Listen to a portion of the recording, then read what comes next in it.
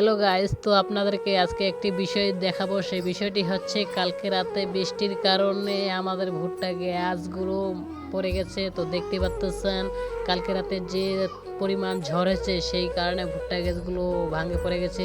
এখন যদি এই ভুট্টা গাছগুলো ভাঙে যায় আমাদের কতটা ক্ষতি। এই ভুট্টা গাছগুলো থেকে কোনো কিছু কি হতে পারে?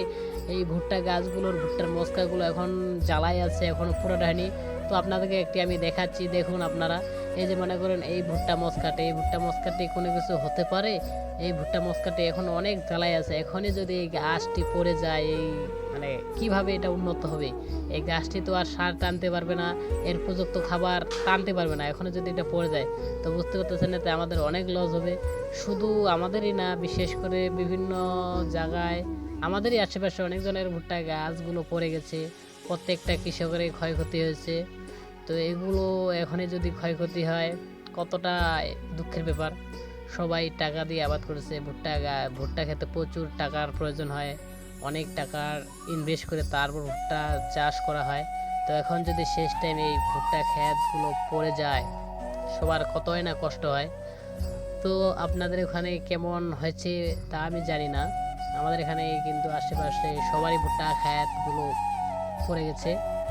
তো বুঝতে পারতেছেন ক্ষেত পড়ছে তাদেরকেও খুব কষ্ট লাগবে। তখন এগুলো করার কি আছে? আপনারা যদি কোনো কিছু ভালো ট্রিটমেন্ট জানে থাকেন যে ভুট্টা ক্ষেতগুলো পড়ার পরেও কোনো কিছু ট্রিটমেন্ট আছে বা ভালো করা যায়, তো অবশ্যই আমার কমেন্টে বলবেন।